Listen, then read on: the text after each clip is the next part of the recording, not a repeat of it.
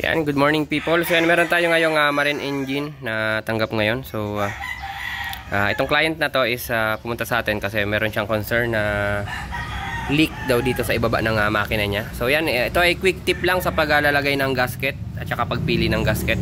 So ang pinaka-cause nito kung bakit nagli-leak to kasi mali yung nabibili nilang gasket. Pinipilit nilang gamitin yung gasket na hindi talaga angkop para sa makina na to. So yan, dito tayo sa cover.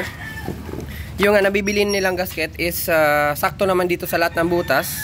Pero pagdating dito sa baba, yan, kung makikita yung part na yan, white, walang linapatan ng gasket. So yan, pang ibang brand yung nabibili nilang gasket, pero wala silang magawa kasi yun lang naman talaga yung available dito sa bayan namin. So pinipilit nila yan.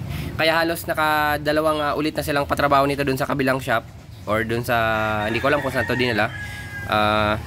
Malaking gastos na yung nalabas nung may-ari kasi yung last na padala niya is pinabili siya ng dalawang gasket, double gasket daw para hindi mag-leak, pero tumatagos pa rin yung leak dito sa baba. So pumunta dito si client para daw ipa-welding sana to, itong lapatan ng tornilyo.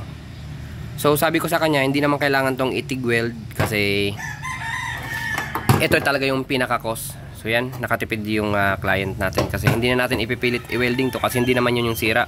Kasi kahit anong lapat doon, pag ito walang gasket tong area na to, wala talagang magagawa. Gastos lang yung aabutin. Kaya kahit sa saang makina, quick tip lang. So lagi nyong i-check kung lahat ng circle sa mga tornilyo is meron talagang part yung gasket. So ngayon ginagawa namin ngayon ang gasket. Customize na lang, Villamoid gasket. Yan. Para dito sa engine na to, para ma-solve na yung problema ni client.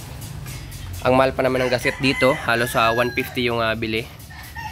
Yung last niyang patrabaho dun sa dinala niya is dalawa yung pinabili, 300 plus labor. Tapos yung oil, kawawa naman yung mangingisda. So yan, simpleng tip lang. Yan, thank you.